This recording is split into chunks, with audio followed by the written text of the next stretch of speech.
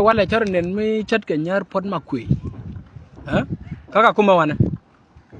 te mi chal lat changa dan cha lat yen go china nore kane bar ki anywang ni chignyen kaka kuma wana ki nyenya kalbe njano mi chat kana ma chala dia dondo kane nyalloy tada ne chibetaten ana wale tejen wale on Thursday tejen e tiana me nyano tawanika village one ko ten warti wone kan no ten ware nga kwimi ngayen ta barana ta ka ko loy kana ken tin wardi ala ken to bar tanan ci nga te ko ti chalo kap ko ko non nyam charo nyalo jok luñ ka jok so ba jangni tu kane la jiwe di kon tin ta ka kuma wana ta bi jag la wuchar jar dol wana boy ka kwiwe village 3 ko kala be yada ka diok te village 1 village 2 village 3 men chaga jek ti ka ngu cha jo nga gwi ne idealte me changa jo ne idealte cho ro yuri la gwe ka kana utin to ngai no nor ko nor ba ta ka woda ka wa de kor de kap ka bar cho ko ben cha ko ko ka kuma fo ke nyam ba ko ba wa kana ti ba ngaji ka nor wala ka kan bar te be ke tu we kan ware me cha ko chop ka kuma fo chor ko ri chor mo ni jab de jan boda mata chor mo jab chowa min tawa ta gar dang wan tawa jetta ka panga ka bil yama ka bis tawa jak taw jeng ke to jogar mo nga panga kel na wa ka tene de nen nan ku kid meta na ka highway na cha dalut ana wa janje de no ka cha je gor bo ngara da ta chieng mi chi we to kwa na ke dan dwala wani wan aje war ka gul na mo gul je chieng no le wona kon tong ba je no yan mane chowa wo chuwe nga cho na cho kanen cho ne nan cho cheg jo jin du ku kan ben daro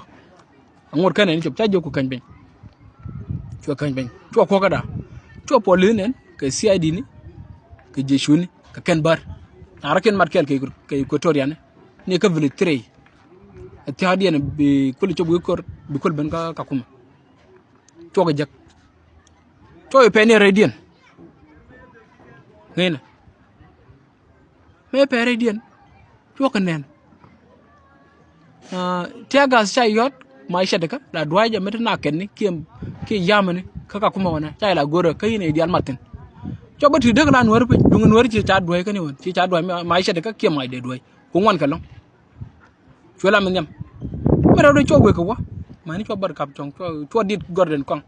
to play nyan mala budi anwar me chaplay choy ulin kan ba choy jon nga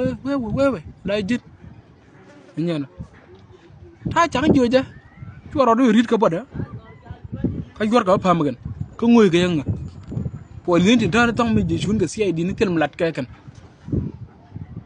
nyana mani riroda cho nga yor dol ko chor bar cho ben ka ko mi cho lu njok lu ci jok coben ka garma kon te ba wala garma kon kana da bolgan ka madi kula korta win waran wan nyen tana an ciwon ka to garma kon ta jek tele to lat ne kon lat ka yada de ta lat ka me cer kana ko kan dit ko ina da wata can ina da wacu wana joge no chorwe to lu njak to da bolgan to ko ben jak ta ga nyura kan dit ko hala re cha jogare medan ne ladga ja tuwagata de bar la